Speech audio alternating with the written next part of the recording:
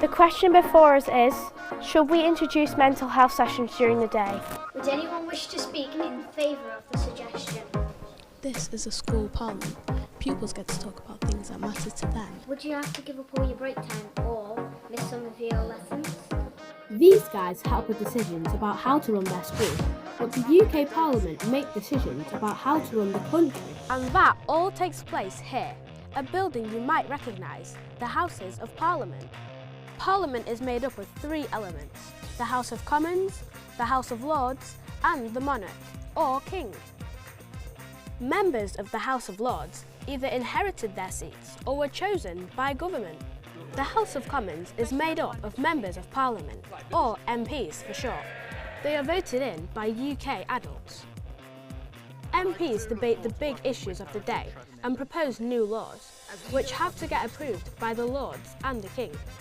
Keir Starmer is the Prime Minister. His political party, Labour, got the most elected MPs in the last general election. The Prime Minister works with a team of other leaders, called the Cabinet. Whilst the adults are running the country, let's go back to hear about Pupil Parliament in Chorley. This school have their very own parliament, made up of a Primary Minister, Eliza, and other key cabinet ministers.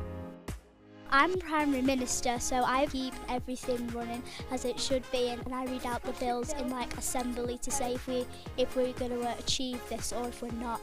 My role is Deputy Primary Minister, so I have to empty out the suggestion box because everybody in school has a chance to put in a suggestion if they want something changed at school. What have you learned and found most enjoyable about taking part in your school parliament? The most enjoyable is probably controlling the meetings because you get to say order. And today, to mark UK Parliament Week, they're expecting a very special visitor. All right. That's Sir Lindsay Hoyle. Order, we start with... He's the Speaker of the House of Commons. He's responsible for the smooth running of Parliament.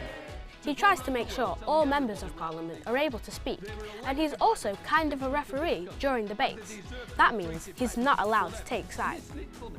I usually watch Lindsay Hoyle on TV, but now he's right in front of me in person and it's really exciting. What did you think about the school parliament today? I was so inspired today. I've got something to take back to Parliament. It's young people being involved, showing the skills they've got, using their voice to inspire others, and the fact that they were willing to stand up and challenge each other.